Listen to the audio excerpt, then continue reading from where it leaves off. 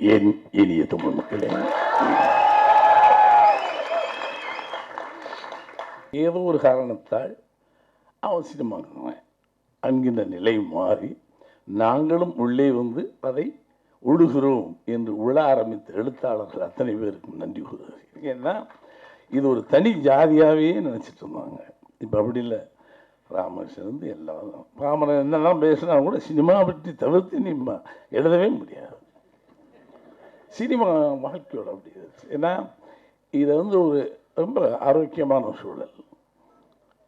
இந்த சினிமாவை ஒரு தீக்கி சிக்கி இரையாக்குவோம்னு சொல்லி ஒரு பெரிய எழுத்தாளர் தான்.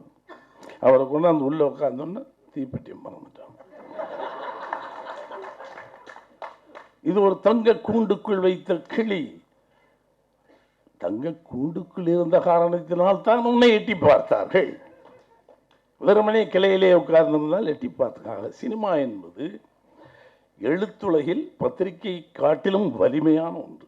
பத்திரிகை இங்கொன்றும் அங்கொன்றுமாக தான் மேய்ச்சல் அரிப்புள்ளவர் மட்டுமே படிப்பான். ஆனால் மேய தெரியாதவனுக்கும் மேய விட்டு பார்க்கும் சினிமா. அதான் சினிமா. ரெண்டாவது எல்லாரும் உலக சினிமா, எனக்கு தெரியல உலக சினிமா எது, உள்நாட்டு சினிமா எது. அது ஒரு பொதுவாக நான் பேசக்கூடாதுன்னு நான் சொன்னேன். வெற்றிமாறாக நான் வரமாட்டேன். பொதுவாகவே மேடைகளை இப்போ நான் தவிர்த்துட்டு இருக்கேன். ஏன்னா மைக்கை பிடிச்சோம்னா எல்லாரும் வாத்தியார் ஆயிரும், சட்டாமலே ஆயிரும். சின்ன வயசில் அம்மா அப்பா சொல்கிறத கேளானோம், வாத்தியார் சொன்னதை கேளணும். நமக்கு ஒரு கூட்டம் கிடச்சிட்டா நான் சொல்கிறத கேளு இதுதான். ஏன்னா அந்த மைக்கு தான் உலகத்தையும் ஆண்டுட்டு இருக்கு. இந்த மைக் இஸ் ரூலிங் திஸ் கண்ட்ரின்னு. அதுதான் நான் என்ன இருத்தோடனே அவங்க தான் படம் எடுத்தேன். இந்த மைக் அதுக்கு இங்கிலீஷில் போட்டுதான் mic is ruling the world. உலகில் எவனுக்கு பேச தெரிகிறதோ, எவன் மைக்கு முன்னால் இருந்து வசீகரமாக உங்களை மடையனாக்குகிறான் அவன் தலைவனாகும். இதுதான் உண்மை. அதனால் நான் பேச மாட்டேன், எதையா பேசி தொலைச்சிருவேன். ஆனால் நான் யாரும் இது பண்ணல. பட் எதுக்கு காலம் போன கடைசியில் கண்டவங்ககிட்ட எதுக்கு நம்ம அப்படின்னு பாமரை பேசும்போது நீ பாமரை ஒன்றுமே படிக்கலன்னு சொன்னி, நான் பாமரனுக்கும் பாமரன். ஒரு அருமையான ஷார்ப் நைஃப் அவன் கத்தி, ஒரு அற்புதமான. அவனாவது ஒரு சாதாரண, அவன் என்ன படிச்சிருக்கான் எனக்கு தெரியாது, பெரிய இலக்கியவாதம். ஆனால் ஒரு சராசரி மனுஷன் உட்காந்து எப்படி விமர்சிப்பான், என்னப்பா அந்த மாதிரி விமர்சிப்பான். அவன் விமர்சனம் கொஞ்சம், அதாவது கிளிக்கு மேலே நெஞ்ச வலிக்காது, கொஞ்சம் விவகாரமான ஆள். ஸோ ராமகிருஷ்ணன் நான் படித்த பழைய பெருமக்கள் உலக சினிமா படித்தவர்கள்.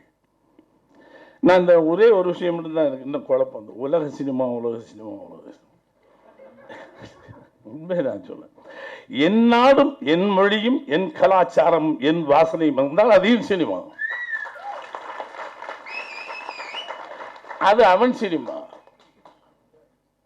அதான் இதில் கூட வேணாம், இது போன என்ன எங்கேயோ போயிட்டு இருக்கும். பொதுவாக விசாரணை படம் பார்த்தேன். நான் போய் சொன்னேன், நான் வரல, ஒன்றே ஒன்று சொல்கிறேன். வயது வாழ்த்துவதற்கு வயதில்லைன்னு சொல்லுவான். நான் அப்படி சொல்லலை, உன்னை நான் வாழ்த்த முடியாது. ஏன்னா இதை காட்டிலும் ஒரு சிறந்த படத்தை எடுத்து விட்டு வந்தால் நான் உன்னை வாழ்த்துகிறேன். இதை நான் சொல்றதுக்கு வெக்கப்படல.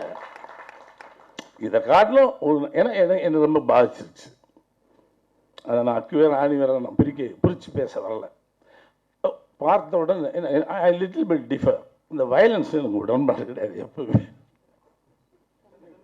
பொதுவாகவே நான் படம் பார்த்து சொன்னேன், எல்லாம் இருக்குது. ஆனால் என்னால் நான் ஒரு சினிமா இயக்குநராக இருந்து இவ்வளோ வர ஒரு 40 ஆண்டு காலம் படம் எடுத்துருக்கேன். வர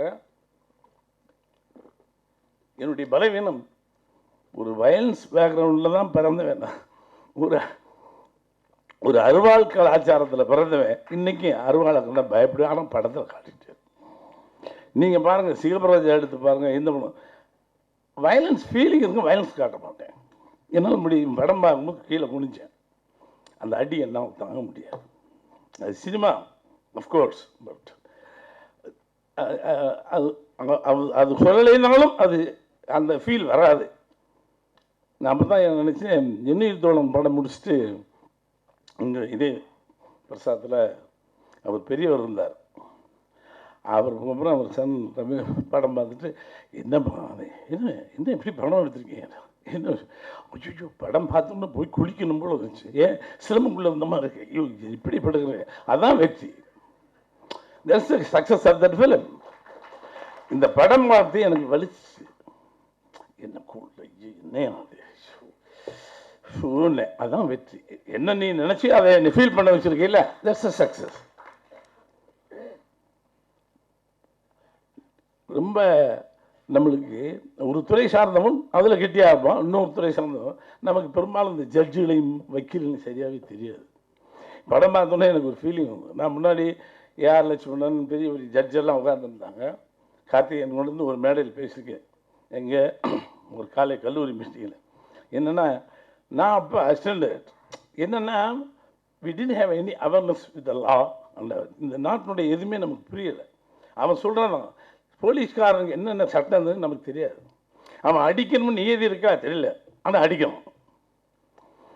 ஒரு நமக்கு ஒரு நான் அப்புறம் அசிஸ்டண்ட் டைரக்டர் ஜெமினியில் வேலை பார்க்குறேன், ஜெமினியில் அசிஸ்டண்ட் டைரக்டராக வேலை பார்க்குறேன். ஒரு 4 நாள் இருக்கும், அதுக்கு மேலே காசு இருக்காது அந்த காலத்துலலாம். இந்த 4 நாளில் நான் இங்கே பஸ் ஏறினேன்னா தேனாம்பூட்டு போய் 10 காசு. நான் அந்த இப்போ இங்கிலீஷ் கொஞ்சம் தெரிஞ்சுக்கணுன்னா பெரிய படிக்கிற காலத்தெல்லாம் விட்டுட்டேன். சும்மா அப்போல்லாம் ஃப்ரீ, கொஞ்சம் அமெரிக்கன் லைப்ரரியில் ஃப்ரீயாக விட்டுருவாங்க. சும்மா கண்டதெல்லாம் எடுத்து இந்த சொல்கிறாங்க ஷேக்ஸ்பியர், செல்லி, குள்ளி, இதெல்லாம் சும்மா தெரிஞ்ச வரைக்கும் படமே. இப்போ இங்கிலீஷ் படம் மாதிரி நம்மளாக ஒரு கதை பண்ணிக்கிறது, அது மாதிரி படிச்சுட்டு நாமளாக ஒன்று அப்படி இருக்கும்போது இந்த வாரியில் ஒரு இங்கிலீஷ் புக்கை கையில் வச்சுட்டு லைப்ரரியில் கொடுப்பாங்க எப்போல்லாம். நான் அந்த பஸ் ஏறேன், இருக்கிறது 4 தான். மேலே இன்னும் 10 NP டிக்கெட் விட்டு அவன் அப்படின்னு கழிச்சுன்னு 20 கொடுத்துட்டான். ஐயோ நான் 10 NP தானே, ஏன்னா இது 20 போச்சுன்னா நான் அடுத்து டீ குடிக்க முடியாது. 10 NP தானே கேட்டேன். அவனை என்ன 10 NPங்கிற, 10 NP டிக்கெட் கொடுங்க கேட்டேன், நீ எனக்கு 20 கொடுத்து. அது பெரிய இங்கிலீஷ் படித்தவர், 10 NP ஏன் 10 சொல்லியிருக்கக்கூடாதோ அப்படின்னு. நீ இப்போ பேசுகிற இந்த டிக்கெட்டுங்கிறது அது இங்கிலீஷ் இல்லையா, அவனே நம்ம வாய் சும்மா இருக்க மாட்டேங்குது இல்லை. பொம்பளை வேறு அஃபிஷியலாக நிற்கிறாள், எல்லாம் கையை விட்டு எங்கெங்கிட்டு போயிட்டு எனக்கு அவமானமாக இருக்கிறேன். யோ மடத்தனமாக பேசாது யார்கிட்டும்.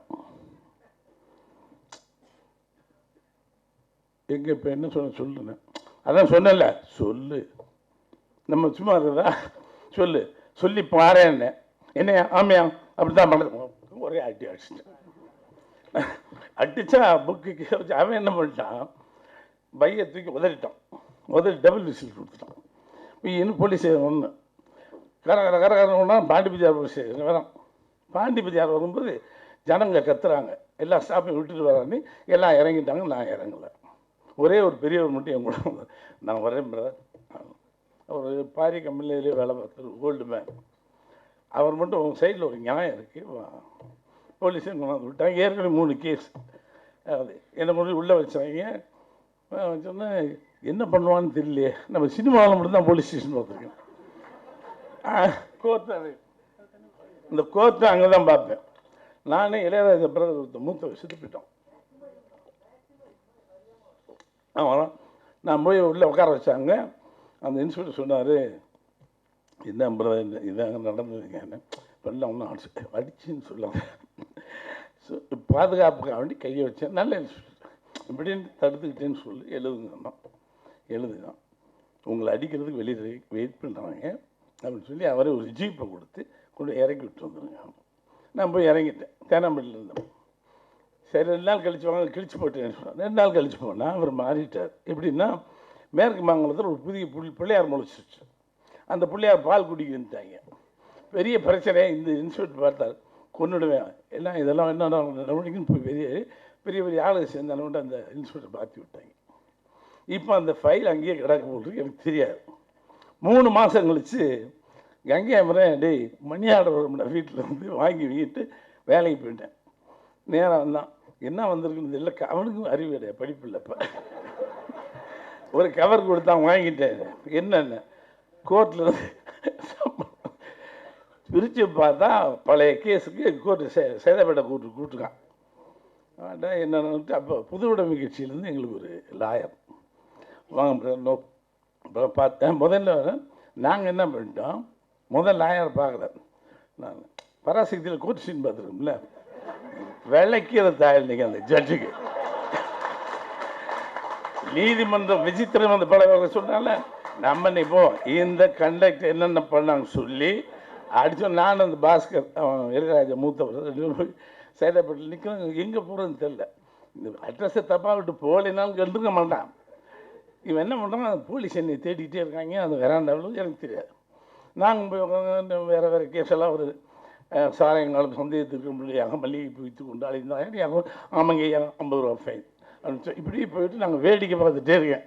கடைசியில் நம்மகிட்ட அந்த போலீஸ் சார் நாங்களும் வாயா ஒன்றும் தேடித்துக்கன்னு கூப்பிட்டா உட்கார வச்சோம். கூப்பிடுவாங்க, போனோன்னு பேசிடலாம் அப்படின்ட்டு போய் கூப்பிட்டோன்னு உள்ளே ஐயா நடந்து are you guilty or not guilty, ஐயா நடந்து are you guilty or not guilty, நடந்தோன்னு ஐ எம் நாட் கில்ட்டி எழுத்துட்டான் போலீஸ். ஒரு செகண்ட் தான் எனக்கு பக்குனா சார், நான் நடந்த மேட்ரு டைப் அடிச்சு விட்டேன். என்னை கொண்டு ஒரு ரூமில் உட்கார வச்சுட்டாங்க. நான் ஒரு இந்த இங்கிலீஷ் புக் வேறு படிக்கிறேன். உள்ளே உட்காந்து என்னென்ன ஒரு லாயர் இல்லாமல் நீங்கள் போக முடியாது, வக்கீல் வந்து உங்களை எடுக்கணுன்ட்டான். என்ன நான் சொல்கிறாங்க, இது நம்ம நியாயம் பேச வந்தோம், வக்கீலாக கொடுக்குறானே. அப்படி உட்காந்துருக்கேன். இவன் என்ன பண்ணுறான், வக்கீலுக்கு 20 ரூபா கொடுக்கணும். அப்போ இளையராஜா ரெக்கார்டிங்கில் இருக்கான் ஏவிஎம்மில், அவனுக்கு 60 ரூபா சம்பளம் ஒரு நாளைக்கு வாசித்தான். அது சாயங்காலம் தான் கொடுப்பாங்க. என்ன இவனை போய் எப்படியா காசு வாங்கிட்டு போய் ஒரு 20 வாங்கிட்டு வந்துட்டான். வந்து அங்கனே ஒரு லோக்கம். அதுக்கு முன்னாடி மிரட்டுறான் பார் போலீஸ், என்ன இன்னும் 1/2 மணி நேரம் இருக்குது, ஒன்று உள்ளே தள்ளிவிடுவாங்க. சாயங்காலம் ஆகுது, என்ன புக்கு படிக்க விட மாட்டேங்கிறான். எனக்கு புரியல, நம்ம உண்மை சொல்ல விட உட்கார் உட்கார் உட்கார் அப்படின்னா அந்த பெஞ்சை விட்டு போக முடியாது. பசி வேற எனக்கு. கடைசியில் வரும்போது 2 வடையெல்லாம் வாங்கிட்டு வந்தான். அந்த 20 ரூபா கொடுத்து ஒரு வக்கீலை வச்சு என்னை எடுத்தான். அவனுக்கு என்னை யாருன்னே தெரியாது, 20 ரூபாய்க்கு அவனை தெரியும்னு கையெழுத்து போடுறான். ஒட்டுமா பாருங்க. இதுக்கப்புறமேலே அந்த ஒரு லாயர் என் கூட இருந்துட்டு பொது உடைமை கட்சிக்கு தொழிலாளர்கள்லாம் விடுங்க பிரதர்ன்ட்டு இழி போகிறது. இதுக்கு செலவழித்த காசு இருக்கு. ஒரு 6 மாதம் போட்டு வாய்தா போட்டுட்டு எனக்கு புரியல. கடைசியில் அந்த வக்கீல் சரி கில்ட்டின்னு ஒத்துக்குங்க, இனியா 6 மாதம் கில்ட்டின்னு கடைசியாக ஆமாங்க ஐம் கில்ட்டி அப்படின்னு சொல்லி 50 ரூபா கட்டிட்டு வெளியே வந்தேன். ஒரு பாமரனுக்கு சட்டம் என்ன தெரியும்? ஸோ இந்த மாதிரி விஷயங்கள் வந்து நமக்கு அறியாம நமக்கு இப்போ நம்ம வளர்ந்துட்டே இன்றைக்கி உட்காந்து காமெடியாக பேசிகிட்டு இருக்கோம். இல்லைன்னா என் நிலைமை என்ன ஆகுறது? அது கூட்டு போய் நுக்கியிருப்பாங்க. அற்புதமாக இருக்குது. நான் கூட எனக்கு 25 வருஷம் போலீஸ் டிபார்ட்மெண்ட்டில் இருந்துட்டு வெளியில் வந்து படம் எடுத்தானா கேட்டேன்.